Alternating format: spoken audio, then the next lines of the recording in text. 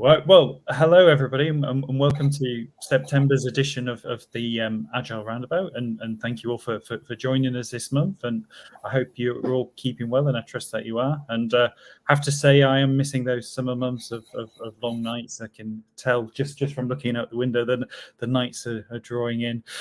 So this month we're going to be focusing on my favorite area of tech, and for those of you who don't know, it's product management. So to help us delve a little bit deeper, we've got two great speakers lined up. So to introduce them, we've got David, who's founder of Tangible and CEO of Take Note, and then we have Jason Knight, who is by day product director at Deal, and by night host of the highly enjoyable and successful podcast One Night in Product. And I've listened to some of those, and I'd highly recommend checking them out if you've not done so already. So for those of you who don't know, my name's Jonathan, and I run and host this meetup, and we're part of a bigger brand called the Roundabouts, and we also have some other great tech meetups which I definitely recommend that you check out. So both speakers would love your participation and interaction, so feel free to ask any comments in the comment section. So once Jason and David has finished, then I'll bring them both on screen, and we'll get some discussion going. So firstly, we'll take it over to David, who's going to be talking us through the importance of product management. So I'll leave it with you, if he's there.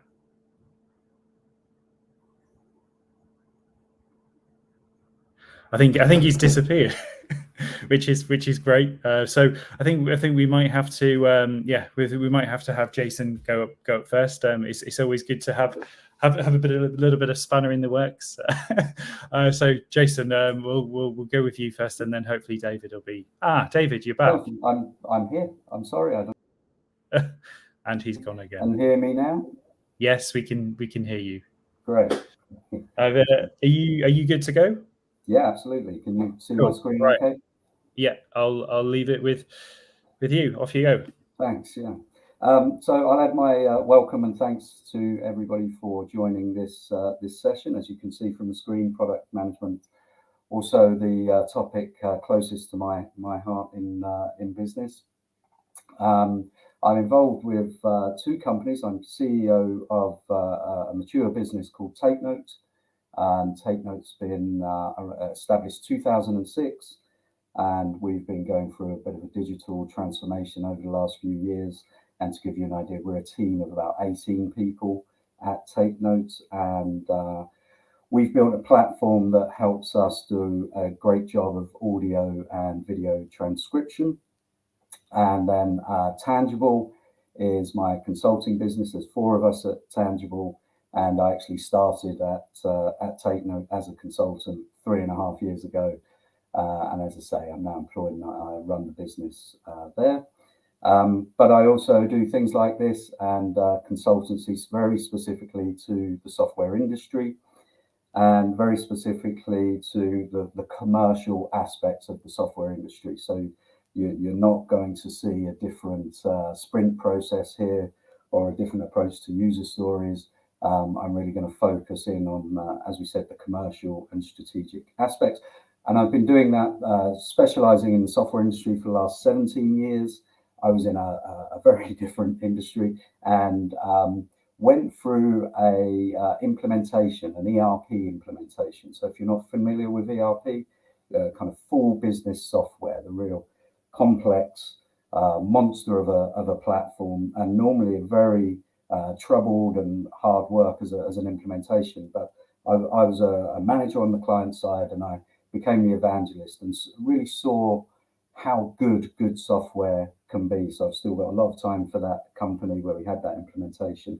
And I actually ended up going to join them. So that was me deciding that actually the rest of my career, I want to be in and around the software industry. So I looked for a job with that company. I found a job vacancy called pre-sales consultant. So the first thing I had to do was look up what a pre-sales consultant was, and then managed to land that job. spent, so we're at 2004 to 2009, I was in pre-sales consultancy and sales, and then in 2009, we had some issues in the UK in the business. The products coming through weren't a good fit specifically for the UK market. And fortunately, I was asked to build a UK dedicated product management function. And so that's my kind of story of coming to product management. And I really learned at that stage that there was no bigger kind of success factor for that business. If the products were wrong, we might have excellent people doing excellent things in the rest of the business, but it really didn't matter. In fact, we were putting them through a very unenjoyable existence in their work because they're trying to do a good job of bad products. So that's what got me hooked, and that's a bit about my background in and around the software industry. For today, we've got, as I said, very much the commercial and strategic aspects of product management. Some about the background, because I really think it's a good time, kind of 20 years on from Agile, to talk about the background of product management as a function. So I've just got a couple of slides on that, and then onto the contribution of the discipline. As I say, very much this commercial strategic flavor of product management. How it works alongside Agile. So we're obviously here on the Agile Roundabout, but this is really very complementary for those gaps that we probably all know. None of us are using version 1 of Agile, exist in the Agile software development methodology, and then how crucial it can be for consistent commercial success. So it all started, and even if you're familiar with this story, I think it's worth recapping. Neil McElroy is widely attributed to being the kind of beginning of product management as we see it today, or I would say as we saw it kind of pre-Agile. It's gone through a bit of an identity crisis, and it always wasn't particularly easy to define, in as much as somebody called product manager, and I'm sure everybody on this call knows, can be doing a very different job in 2 different companies. But this guy has, well, hopefully you agree, it's a spectacular story, which is probably why he seems so happy with himself in the picture. But what he did, he was called junior executive in the marketing division of Procter & Gamble, and I think he joined there in 1924. And so by 1931, he was getting frustrated, and he wrote a memo identifying a gap, identifying a need for somebody basically thinking about tomorrow. So you could say, oh, well, that's so-and-so's job, that's, I don't know, the CEO's job, if you like, but really he was identifying that job is so important that it can't be a gap. It needs some sort of dedicated expertise to it. And he said, so that's not sales, but sales is hard enough and people need to concentrate on selling. And it's not general managers, because they've got an operation to run, and that's hard enough. That presents them with challenges every day. And so he first identified this gap, and he wrote this memo in 1931, and he called it this role he called brand at the time. So the brand role, who's representing the future, where that should go. And just very quickly, the products that frustrated him and led him to produce this memo and go on this whole initiative was Camay soap. So Procter & Gamble, sometimes people haven't heard of them because they're so in the background, but most, but they're massive. So maybe most soap, shower gels, shaving cream, razors, everything you possibly imagine in that whole segment. Procter & Gamble are the biggest players in the world. Their market capitalization is small as 340 billion. So they remain a massive company to this day. And he was perplexed around Camay soap. And if you think about it, there's lots of choices with soap.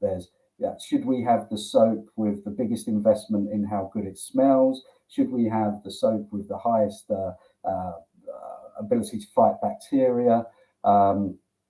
Or should we think about the texture of the soap? So we're all technology and software people here, but it's the same problem. Which direction should we take this in? And of course, what we know is the answer is it depends, and it depends who you want to sell it to and what what they value the most. So you might have a segment who wants the soap that smells the best, the segment that wants the soap to fight bacteria the best, or you might have a segment that will pay 3 times the price if it does both of those things. And so they are the sort of gaps and the sort of thinking that he was identifying. And he also went on to advise at Stanford, so where he met Bill Hewlett and David Packard. They were students there at the time, and they went on to form Hewlett HP in 1943. And I'll come back to their story. But just for a bit of inspiration, at the beginning of McElroy's, he went on to become the president of Procter & Gamble and said the size of that organization. But that wasn't enough. He then went on to be Secretary of Defense for Eisenhower and helped found NASA. So that was his startup. And was awarded the Medal of Freedom in 1959. Another funny story about McElroy: when he was asked to be Secretary of Defense, he said, "I'll do the job for 2 years." So he was pretty clear on where he wanted to go in life and in his confidence. Most of us know the story of HP in as much as their consistent success over so many years. It was in fact 50 years of unbroken 20% year-on-year growth. And a lot of people that were HP, I've worked with some in my career in the 80s and the 90s, they have a real clear view of gold standard product management. What's happened to the business more recently is nothing to do with product management, but yeah, that became like a gold standard. And lots of FMCG and some telecoms were also very prominent in their product management thinking. But that was the background, this sort of spectacular career path. And in 1931, this gap identified. Bringing us up to date, 2001, as I'm sure everybody knows what this is. I can see why they went there. But this is the lodge. This the lodge at Snowbird. It's the obviously the ski resort where the creators of the Agile Manifesto went in 2001. They're all attributed as being engineers, but some of them were founder engineers, but they were from a technology background. And if I could just ask you, to think about that period and that context, although, as I say, nobody's using version 1 of Agile, but if you think about the late 90s and the speed of web technologies, and there was no way really a business could keep up with those and define what should happen next.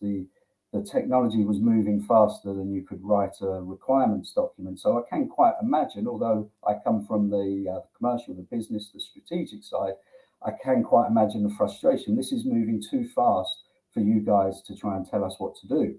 And it seemed to fit very well. And obviously, I certainly know they never expected for Agile to proliferate the way it has. And unfortunately, by 10 years later, it become if you get something wrong, it was kind of, oh, well, it's okay, I'm Agile, So it's also been derided, but in other ways, it's been exploited by organizations to say, oh, we don't need a strategy, we've got Agile. And first few customers will say, no, do this. And of course, then what happens when the next few customers might say, no, you should have done this, etc. So look, I use Agile as a software development methodology in the businesses I'm involved with, but this is the background and the start of the 2 decades that we've all been through. I want to look then at, if we look at how ideas, succeed or fail. I've just got some data around small businesses and small business ventures, and these aren't actually specific to the software industry, but I'm interested to see if the group recognizes some of these reasons. So reasons for starting a business: ready to be my own boss, wanted to pursue a passion. So I think even in non-startup world, we hear a lot about someone needs to be passionate about the purpose of the business and what have you, even though that purpose isn't always extremely clear. But if you look, I quite like this one, the opportunity presented itself. That sounds like the fact that it suggests there was a validated opportunity there is quite strong in the world in product management thinking. But these others that really kind of top the charts here are all emotional reasons. So we start on ventures, we start on things with our heart, but this is an example of a customer who doesn't care about our heart and doesn't care about our emotions or our passions, or we were ready to be our own boss. They say no, and what they're basing their decision on is rationale. So the most significant, prominent reason for failure is no market need, and that's why we talk really confidently in commercial product management at Tangible and in strategy that actually some of the reasons for failure are foreseeable. And I know it's a bold statement, but they really are. So it's about actually the will of the organization to want to foresee them. So although this is cross-industry and about startups, it's interesting to know if we recognize some of these reasons for things not going the way we wanted it. Certainly no market need, ran out of cash, not the right team, got out competed. They feel like very relevant reasons to software companies. So that was looking at the commercial success of these entities.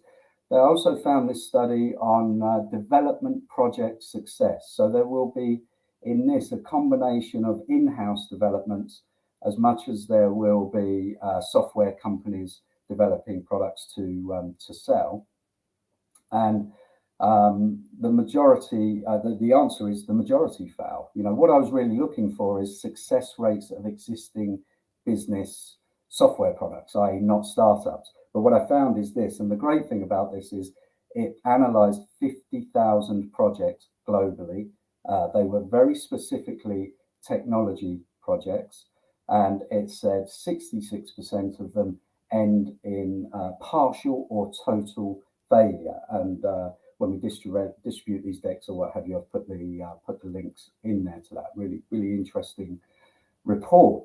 And I looked at a write-up of this report. The number one recommendation: define a product vision. Sounds quite bland, maybe, but to me, from my experience coming from the completely commercial side, yeah, absolutely. What is it we're actually trying to achieve here, and why? We'll come on to would be the number one reason. I just don't see how something can be successful if that definition of what we're looking to achieve is not clear, one, and a good reason, two. So some really interesting stats. So another thing to take away from this is I think Agile does look to address this actually. The larger the project, the more chance of it failing. So makes some sense, but you'd think, well, large projects have large teams, have lots of experts. You've got all of those resources working on them, but just naturally the size of the project made it much more likely to fail. So I think to kind of conclude all of that, one thing we know for sure is successfully building software is hard. It's incredibly hard, and the minority succeed. But I think we're probably all, I can only imagine on this call, looking for commercial outcomes, and building successful software is harder. So if only 2/3 of the time, the project goes to plan, it's got to be less than that we actually achieve the commercial success that we were looking for. And at Tangible, we break these down so that the first one, the successfully building software, is about computer science and the processes and the skills that go into managing that computer science. So product owner, technical product manager, maybe two of those roles. But what about the business science? And this is a term that we talk about a lot, and we kind of hope it will get some respect with technical teams, because none of us want to be working on something sometimes for years. Current project is in its 4th year now. It's been successful, you'll be pleased to hear, but it's a massive project, and it needed business science behind it first and foremost. And so that's what I'm really referring to when I'm talking about commercial product management. We want a commercial outcome, so the commercial input must be extremely strong. And that's what's behind Tangible. And even if we look at something like this, which made me smile because I've spent a lot of my career kind of fighting for this to be heard and for saying we don't really have a strategy here, so there's no way this product is going to achieve what we want, because we don't clearly know what we want. And so this is very good, very basic. This is from the Business Dictionary. It says, what is a product? A good idea, method, information, object or service created as a result of a process and serves a need or satisfies a want. So, that often, too often, is not actually the case. The need hasn't been validated. A want is a bit flaky. And what we tend to talk about in product is problems. But I would also really warn of problems, because what we're looking for is a problem that someone will pay to solve. And we don't pay to solve all of our problems. Okay, we pay to buy food, but the very 1% of us might pay to get more healthy. So to the personal trainer, how many people do that? A lot of people could do with a personal trainer, but they don't pay to solve that problem. So the fact that we've identified a problem in software is not actually enough. But anyway, the basic dictionary description gives us a good starting point. And this, as you can hopefully hear, this obsession with looking at why people will buy, and then from you, so accepting the competitive landscape as well. And I just wanted to include a really good piece from Bain and Company that really breaks down the reasons that we actually buy products, the reasons that we'll invest, and it varies, and there are different elements. And I think a lot of my background is B2B. So I tend to work in these functional elements, like the guy grimacing on the slide earlier. People need a real, almost business case to buy your product. So this breaks it down really, really well. But products in B2B tend to make someone more money, save money, or reduce risk, and all of those are covered here. And there's some more that are a bit more sophisticated and broader on here, but a really good piece. So it's this obsession in commercial product management is, why will they buy it? We're not doing it because we think they will, or we think it's cool, or it's a new technology, or because we can. All of those reasons will be irrelevant to the people that we're trying to sell to in the end. So commercial product management, what is it?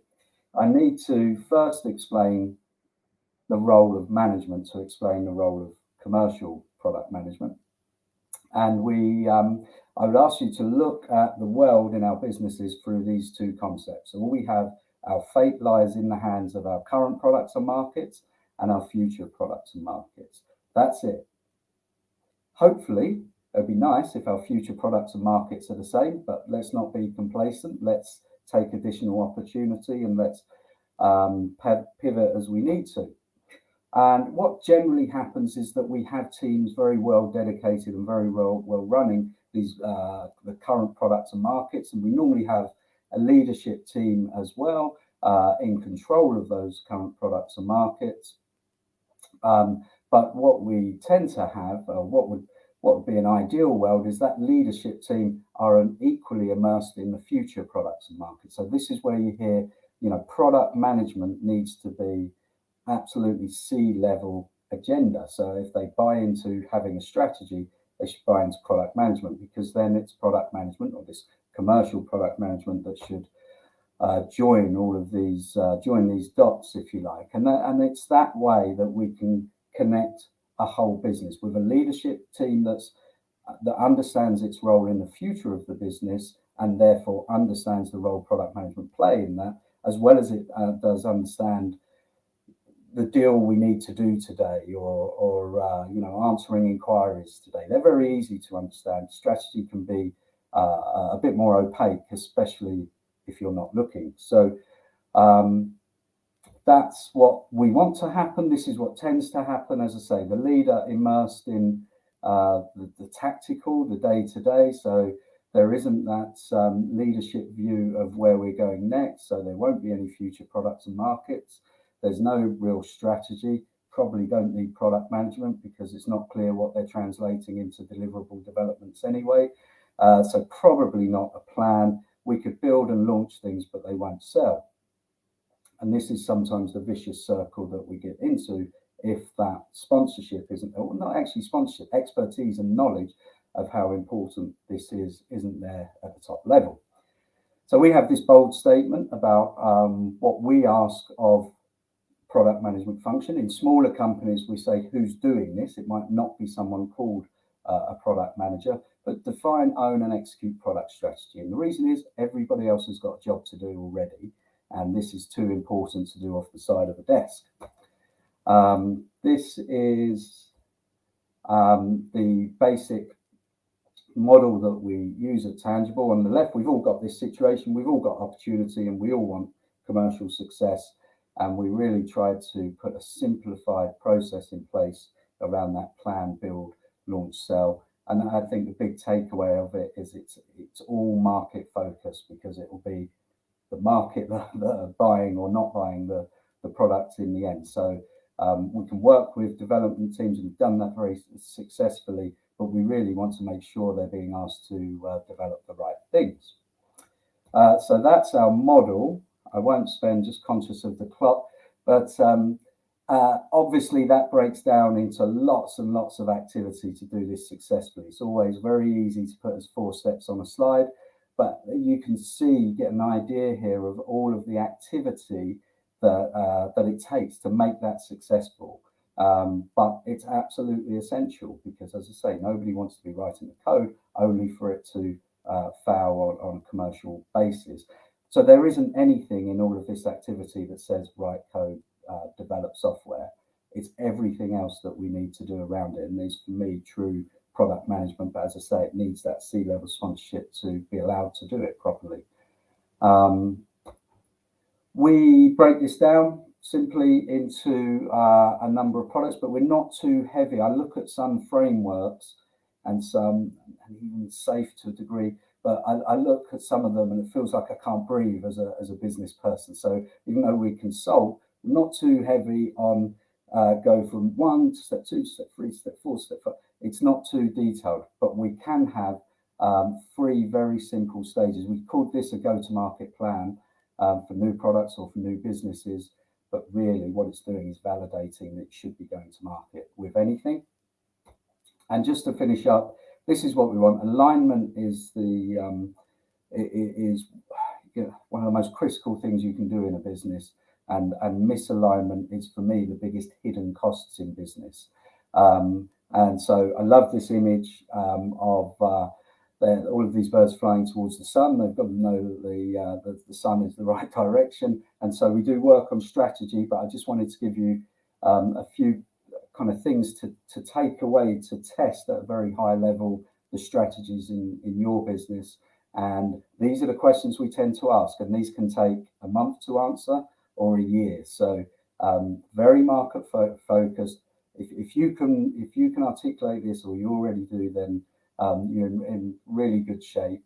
Obviously, it gets a bit more complicated, but I wanted to give you just 3 takeaways. Who are they? What do they buy? Why will they buy from you? A lot of the failed projects I've seen would not have failed if those 3 questions were answered at the beginning. They might not have gone ahead, but they wouldn't have failed.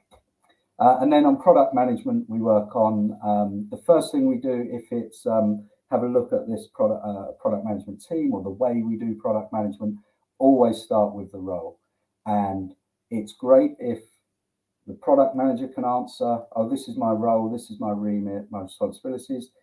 Great, the head of product can answer that, but we ask the whole management team individually, what is the role of product management at your business? And if we ask 6, I'm not saying we get 6 different answers, but we probably get a spread of 4 different answers of what product management does in that business across that management team. So again, if it takes a month or 6 months, we get that right first, because otherwise it's a pretty miserable existence. And for us, it will never work if the role isn't widely understood, because what you're trying to do will be objected against in meetings that you're not in. So everybody's got to be on the same wavelength. And then the roadmap. I could talk for another half an hour about roadmaps, and people saying you shouldn't have a roadmap, or you should, or what have you. But that's the next thing we tend to look for as a sort of takeaway. It might say this exact feature on this exact day. We're happy if it says we're going to solve this problem for these people in this quarter, and we think it looks like this, but as we get closer, we're going to refine that. It's really knowing that direction of travel that's important about roadmaps, and what you've deliberately prioritized. And then the gold standard is that we can see the rationale behind the roadmap, and that's often what we're asked to test and build, basically. So I thought I'd give those quick kind of pointers of the sort of way we prioritize getting it right in the software industry generally and in product management teams. And hopefully that feels like a whistle-stop tour, but we started a few minutes late, so hopefully that covers that agenda for today. Fantastic, thank you, David. Really, really enjoyed that, and yeah, I've got one or two questions to ask you at the end regarding that. So, we'll move on to Jason now, who's going to be talking us through buy-in. So I'll leave it to you, Jason. All right, everyone hear me okay? Can't see it. Well, yes. I'm assuming. Yeah, you can. Good. Hello, everyone. Thanks for coming. And obviously, thanks to Beth and John for inviting me back to the Agile Roundabout. And thanks to David for his talk as well. I'll have another look at that later and try and digest it. I was too busy thinking about this one to take it all in properly. I'm going to speak tonight about a topic which has come up quite a lot recently, something that I've experienced myself and also something that other people have chatted to me about. And this is the whole concept of selling product thinking. And this is something which I think is quite important and something that I'd like to share a few thoughts about. But before I do any of that, I'm going to introduce myself because I didn't do that yet. So I'm Jason and I'm a product manager. And no, this isn't a Product Managers Anonymous type affair. I'm not in therapy in any sort. Product management is absolutely fine. Thank you very much. I've been described in the past as a classically trained product manager. I'm not sure if that was meant as a compliment or if that was meant as an insult, but I'm going to take it as a compliment for the context of this call. For my day job, I am product director at a UK fintech called Dudil. Long story short, we consume quite a lot of data and make that available to banks and financial service providers via API and web integrations so that they can accelerate their decision-making, regulatory compliance and customer engagement. Loads of cool stuff, really disruptive space, so quite an interesting area to be in. But by night, I am the host of a little indie podcast, which was touched upon earlier, called One Night in Product, where I take the chance to interview a bucket list of famous authors and thought leaders, as well as day-to-day practitioners and people just getting into product. So it's really a good, interesting chance for me to go out there and learn from the best and share those learnings with the rest. So if any of you like podcasts and are into that sort of thing, then obviously love it if you come across and see if there's anything interesting in there for you after this, of course, not right now. So I'm going to start with a story just to set the scene. So this is a story of an idealistic head of product who starts a new job in a B2B startup. So she's the first product hire. She's come in. This is a company that's selling into the business. It's got obviously therefore a sales team. It's got account managers. It's got some really big clients, big enterprises that they're selling into, which has the inevitable consequence that the CEO knows many of these people by name and vice versa, which leads to some interesting dynamics. And also these clients can be an order of magnitude bigger than the startup itself, because that's what enterprises are like, which leads to some uneven power dynamics. But at the same time, she's come in. She's, as I say, the first product hire, and she's off to a good start. She's made good progress. She's got their first roadmap together. They've started to use OKRs for the first time, not properly, because no one ever uses OKRs properly for the first time. But they're on the path, and they're really bedding in product thinking within the organization. So it's been a fantastic move so far. However, one day she gets an email from the VP of sales, and we've probably all seen this type of email in the past, this one emergency feature request. We've got an emergency feature request, and it's the only thing holding up this massive deal that we're working on at the moment. If we can just squeeze this into the roadmap, we're going to net 500K a year in recurring revenue. It's just a small thing. It's probably pretty easy. We can do it on top of everything else. We've even got the specs and the clients. We know exactly what we need to do. Surely you can just do that. Now, obviously, as an ambitious head of product and well-versed in all of the classic books, and she's read all the Medium articles that there are in the world about product management, she knows this is a terrible way to make products. So she phones up the VP of sales and says, hey, I've got a few issues with this. And she starts to go through what some of those issues are. Well, we've got a roadmap. We've agreed the roadmap. We agreed it with the leadership. We presented it to all hands a week ago. What do you mean you're trying to change it? We're product-led. Let's step back and do some discovery. Focus on the real problems. What's the job to be done? stop coming to me with magical thinking. We can't do everything at the same time. It's an or, not an and. We don't sell the roadmap. We don't commit to dates on the roadmap. It should all be thematic and now, next, later. And the VP of sales listens to all of these complaints and says, you know what? You're absolutely right. Very sorry to have bothered you. You go back to what you're doing. I'll sort it out. And then she woke up because, of course, I don't imagine that has ever happened in the history of product management. It was all just a dream. And like a lot of dreams, when you look back on it, it makes complete sense that none of that could ever have happened. And it was all completely impossible and unrealistic.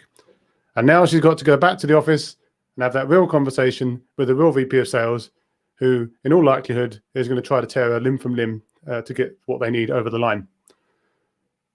And that's a problem because obviously as product managers, we have quote unquote product thinking, and selling product thinking is hard. Now, I'm going to caveat this by saying that it's not like there are product thinking companies and not product thinking companies and you're just one or the other. It's very much a spectrum. And a lot of where you sit on that spectrum really depends on a lot of factors about your company. It depends on the funding status and the runway that you have in the company. It depends on the market dynamics and who you're selling to and the total addressable market that you've got and the types of people that you're selling to, background and biases of the founders, general company culture. There's a lot of different elements to this. But the basic point is that all companies are somewhere on that spectrum. But I still maintain that there's someone in that company that it's harder to sell product thinking to than to others. But what do we mean by product thinking? So I was going to come up with a pithy quote of my own on this one, but I decided to look something up and found this article by someone called Naran Katakam on UX Planet. There's a link down there, and obviously you can copy that or get the slides later, or just Google it. And basically, I describe product thinking as the journey from the problem space of the users to the solution space of the business. The goal of the journey is to reduce the gap between users and the business. Now I look at that, and all the words make sense to me, and I can't really disagree with any of it. It's a fine statement, and it touches on many of the themes that any product manager would probably agree with. But I guarantee that if I go into the CEO's office, say that to them, and then put a copy of Inspired on the table, they're going to basically kick me out of the office and tell me to come back later, because product thinking or descriptions of product thinking like this don't necessarily resonate with all stakeholders. Certainly stakeholders that haven't done any product thinking of their own. So practically speaking, and this is just a list of random points that hopefully hangs together, some things that product managers think is important that could be kind of outputs of what product thinking really is, like what we think is important as product people. You know, we like to focus on building the best product possible, delighting our users and making something that can scale, you know, to the earlier point, something that we can actually take to market and that will be successful, has fantastic unit economics, and we're not just chasing our tail, building lots of little bits and pieces for individual clients and effectively being a services company in all but name. So we do like to focus on the big picture. We like to understand our customers and build for the many. We like to prioritize stuff with big impact and by extension, not prioritize things that has little impact, because again, we want to be scalable and we want to build what people really need, not what they ask for. So you can insert the Henry Ford faster horse quote in here if you want. But the basic point is we can't rely on people to tell us what the solution to their problems are, but we can rely on them to tell what their problems are. So we investigate the problem space more than the solution space. And we want to delight our users, grow the product, and by extension, make the company really, really, really successful. Now I want to tell another brief anecdote because it kind of sets up the rest here. So this is actually something that happened to me a while ago in a previous job where I was sitting with a VP level business development manager, so kind of a mix of account manager and sales in a B2B SaaS company, again, big enterprises. Really nice guy, got on really well. He'd been there for quite some time. He was one of the earliest people in the company, obviously really vested in the company's success and really wanted to make the company successful, and was actually responsible for many of the large deals that the company had landed. So really critical member of the team.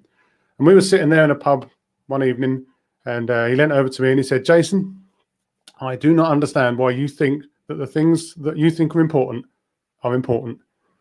I'm trying to pass that in my head a little bit, but the basic point was, I looked at him and I was like, "Well, what do you mean? I mean, I'd explain, I explain what I think is important to you, and we have disagreements about this, but we chat about this all the time.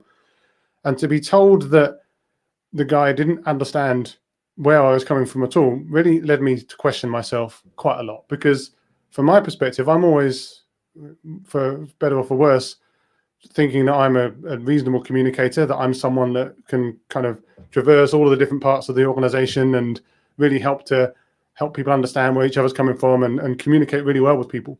But to be told that effort had completely failed and that I basically hadn't landed my quote unquote product thinking with him was a real eye opener. And I really wondered how I could have got it so wrong. And then that led me to reflect. Now, we talk about understanding our users a lot in product management. We talk about product discovery, we talk about empathy, we talk about drilling down into the jobs to be done and what the people really need, and really understanding deeply the motivations of our users so that we can understand the best things to build for them. But I think that we're ill-served if we don't turn some of that analytical power and understanding on our own organization to make sure that we understand what the people in our organization need and what they want and what their motivations are. Because we're supposed to be skilled at this stuff. We should be able to focus it in different directions and understand what the company actually wants and why people are acting in the ways that they're acting and requesting the things that they're requesting.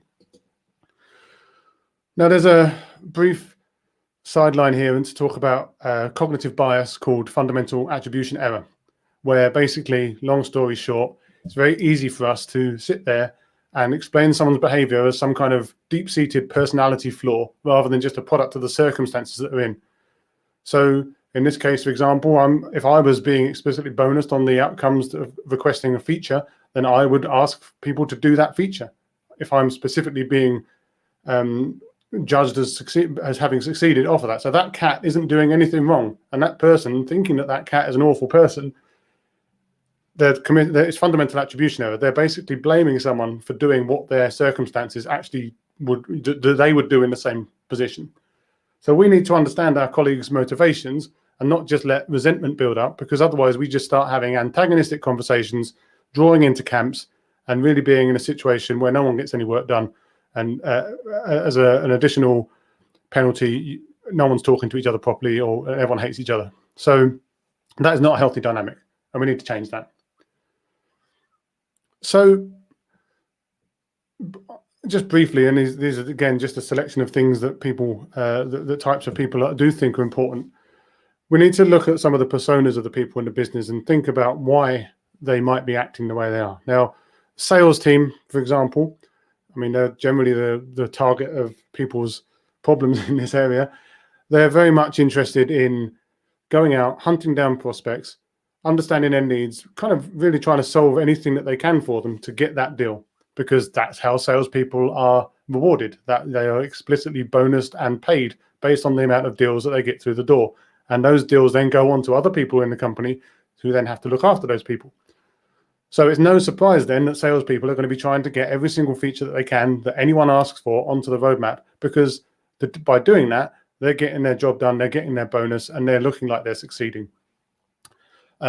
Customer support, they're on the front line. They're getting shouted at all the time by people who have probably been sold stuff by sales that we don't have yet, or that doesn't work the way they thought it does. They're picking up bugs and features and feature problems. Their functionality that's missing, problems with the UI. These people are on the front line and they're getting shouted at by individual customers all the time. But again, their KPIs are very much focused around basically clearing that list of support tickets, making sure people are happy, making sure that people don't escalate complaints. And therefore, again, it's completely within their interest to be trying to get all these bugs fixed as a massive priority. Account managers, they kind of straddle both to some extent, because they have a lot of the same motivations as a support person, in the sense that they're being asked to maintain and nurture and keep happy people, maybe at a higher level than the individual user, but they're still dealing with individual accounts. But they also have a kind of a salesy type bent as well, because they're also looking to keep churn down. They're effectively renew, so sell again for the accounts that they're responsible for, and also looking to upsell and cross-sell other features. So again, they kind of sit in both camps, and they're kind of rewarded in similar ways to those other two sets of people as well. And then you have the execs. Now, CEOs and founders and everyone else at the top table, you'd imagine that they would be massively strategic, and of course they are for the most part. But at the same time, their main priority is to make sure the business is viable, that it's got enough revenue and runway to keep going, that it's growing healthily, and that they get a valuable exit. The investors are happy, and of course that everything's running efficiently and everyone's happy. So from their perspective, and it really depends on the exec, to be fair, it can be quite easy to, for example, chase down what some people refer to as crack cocaine of immediate revenue, because they need that money to keep the lights on. And actually it can make them feel less strategic, again, as per the previous presentation, because they're trying to get through it the best way they know how. And not all founders of product or SaaS companies are actually that well versed in product management. So they're going to be just as biased in if they've come from a sales or any other kind of background like that as any of the people in those different functions. So what do we do about this? Well, we need to, first of all, not be antagonistic. There are reasons why people behave the way that they do and ask for the things that they do. And they're not wrong for wanting those things. In many ways, and in many circumstances, they're actually explicitly doing right by their own job by asking for these things. Of course, as product managers, it's our job to try and steer a strategy and think about the bigger picture. But we can't just shout at them and quote buzzwords at them, because that's not going to help. You know what people are like. It's going to create an antagonistic relationship, and it's going to really affect your chances of succeeding. And one thing that bothers me quite a lot is, and I've done this myself, so I can be bothered at myself, this whole idea that I've heard from some product managers where they kind of consider quote unquote the business as a separate entity. Like the sales and the GTM marketing and account managers there and the leadership even the business, and the product managers are kind of separate. Now that's not a healthy dynamic, and we can't think like that, because the product managers are part of the business. Now I actually like to reword the classic Venn diagram to not call it the business at all, because actually we're all part of the business. This whole diagram is we're all the business. We're all supposed to be aiming for the same thing, collaborating and making sure that we're delighting our users, which therefore makes the product bigger and the company bigger, more valuable. And ultimately the biggest goal out of all of this is that the company continues to be successful, and we're all in that together. So we may have different motivations and different ideas about how we do that, but we're all basically supposed to be pulling in the right direction or in the same direction.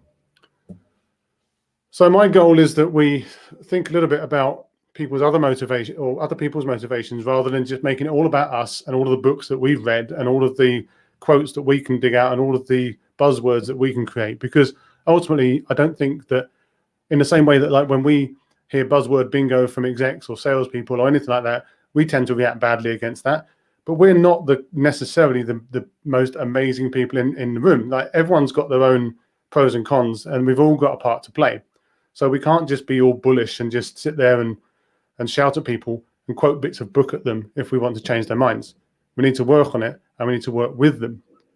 I want to caveat this by saying I've not seen The Horse Whisperer, so I don't know if it has a happy ending, but I hope it does, because otherwise this is going to be going a bit darker. So there's some things that we can try to do. And this isn't exhaustive, and there's probably lots that we could say about all of these. But one of the things that is really very, very important, I mean, it's a no-brainer really, but communication. So we need to be constantly communicating with all of the different functions within the business, because ultimately, without communication, you get vacuums and you get the kind of ambiguity which gets filled by people's priorities that they already had. So, for example, if you haven't explicitly said that something isn't happening, then people might think it's happening. There's a common conversation that you can have where, say, a product manager will have a conversation with a salesperson, and they will sit there, and one of the people will start, the salesperson, say, well, can we have feature X? And the product manager will be like, I'll look into it. The salesperson will be like, okay, sounds great. The salesperson walks away thinking that that's now on the roadmap, and the product manager walks away thinking that they've said that that's never going to get done. And so being very explicit, I think, is very important, but also making sure that you speak to their motivations and use language that resonates with them. So again, not just quoting bits of book at them, but making sure that for salespeople, you're not just saying that you can't do it because Inspired says not to do that, or that Escaping the Build Trap says not to do that. You're saying it because this is going to have this specific effect on other things that you care about, something else in the sales pipeline. Now, I'm not saying that's always going to work, but it's definitely going to work more than it does to just quote bits of book at them. And you absolutely need to ensure that you are part of, quote unquote, the business. And what does that mean? Well, it means actually get out there and talk to these people. Don't kind of get yourself into a corner and just not talk to anyone. Like in my business, in my company, I'm constantly in conversations with the go-to-market teams, with the sales teams, with the marketing teams, to try and make sure that we're all working very closely together. And I think it's absolutely essential, because if you're not part of the business, then you're going to have that vacuum, and also decisions are going to start getting made around you, and that's never a healthy place to be. We also need to be flexible. Now, I'm as idealistic as the next product manager, but we also have to understand that sometimes you might have to do a bit of give and take. Like, it's okay to have to do something if we need to get £500,000 worth of revenue. We don't like to hear that. It's not in any of the books, but it is sometimes okay, because we work for a business. We don't work for the book. We need to make sure that we're conscious of the business reality that we're in, and as long as it's within certain bounds, then we should be okay with that.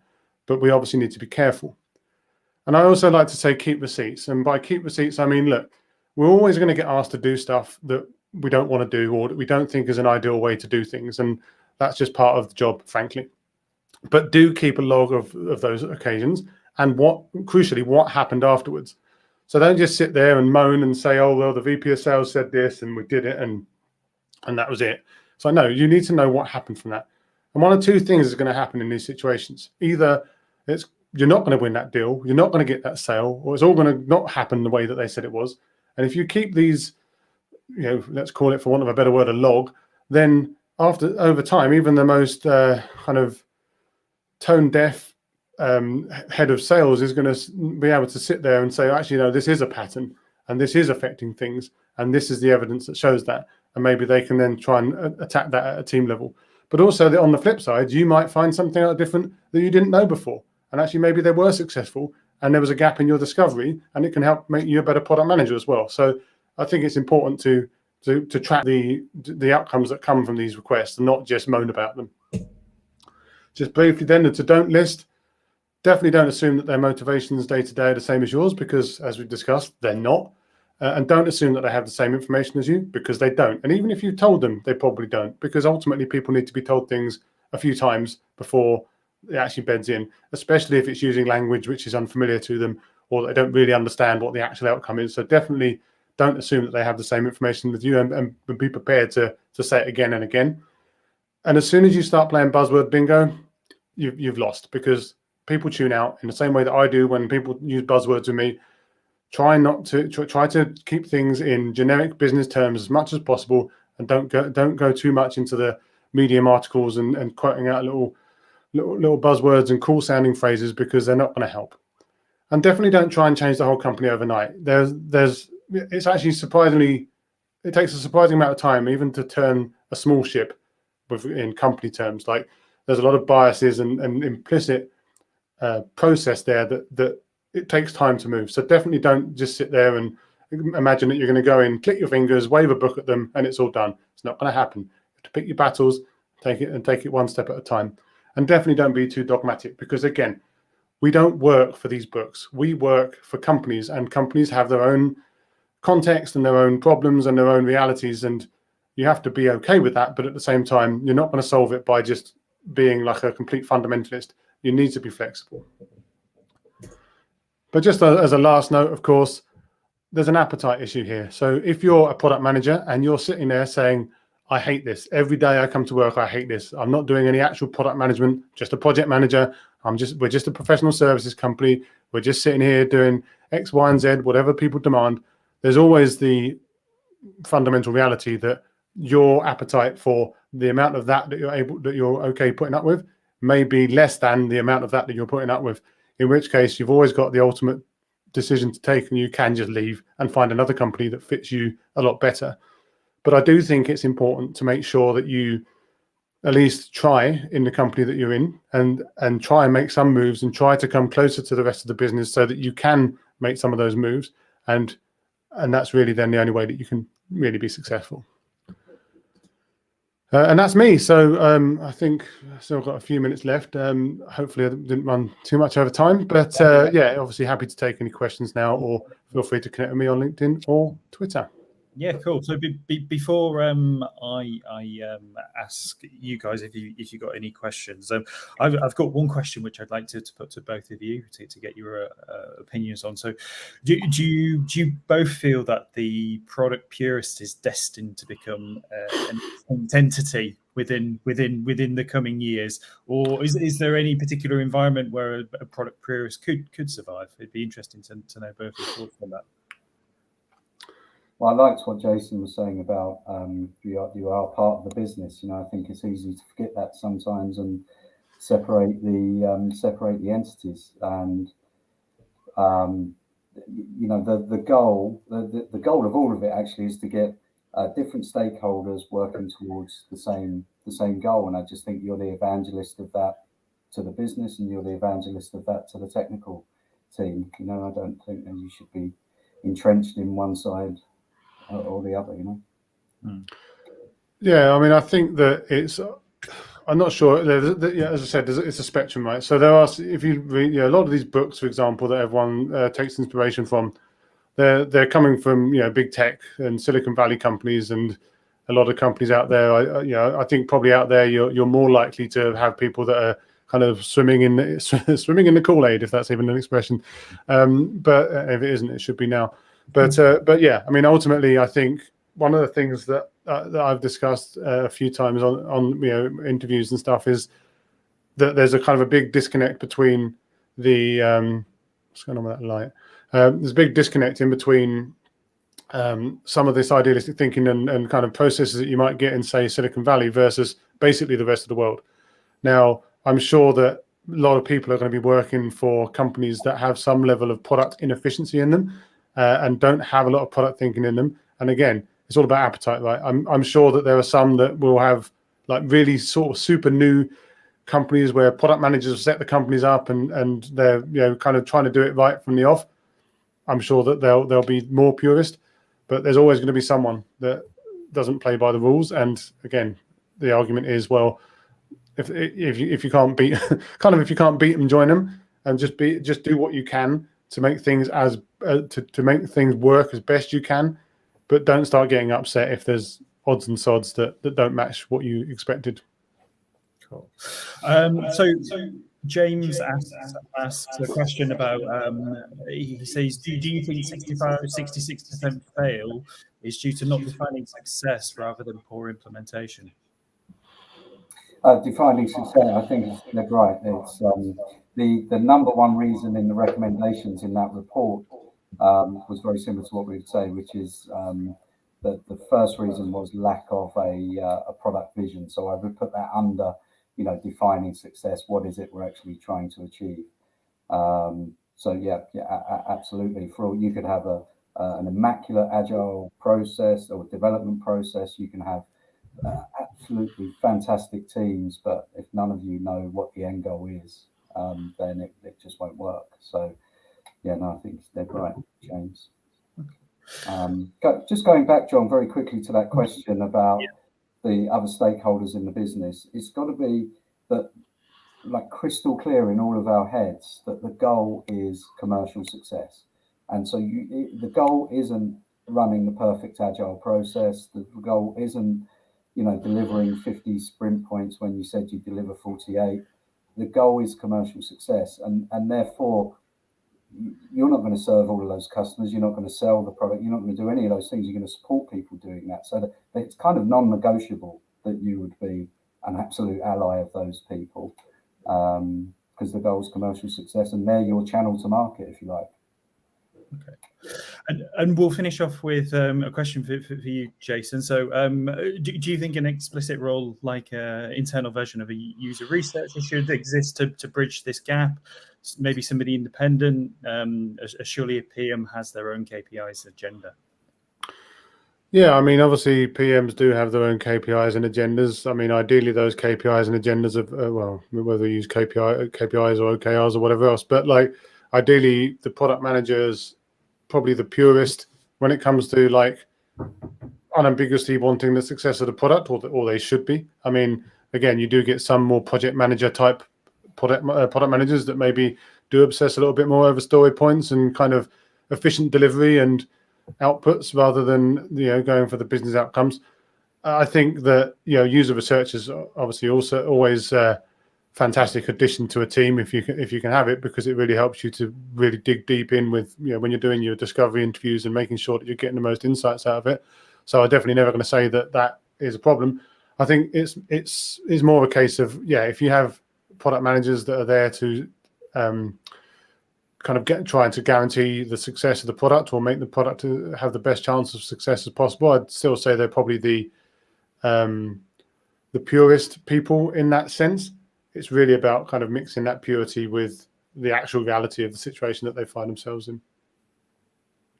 Final question for both of you from AP. They mentioned that beginning product manager came in from a QA to a BA and then to a PM. They're asking if you have any suggestions on courses or I suppose books that you both recommend for somebody who's starting out and wanting to, I suppose, get a grip and get a handle of the sector, the industry, and the role. David, we'll go with you first. My first suggestion would be, and it might be hard, it might be too political right at the beginning, but I just promise it don't matter what books you read or what you know if the role isn't clear in the organisation. So hopefully it's not too controversial to ask your boss what exactly your role is and then talk to other stakeholders about that. Books, I would be on the strategic side. There's a book called Good Strategy, Bad Strategy that is just profound. Some of the lines in there, I could take 2 quotes from there, and if companies followed that, things would be so much better. So that would be my absolute recommendation. But it's strategic, long case studies. Yeah. Jason? Yeah, I mean, there's obviously a bunch. I think that I agree that you want to make sure that you understand the expectations more than anything, because they do vary so wildly.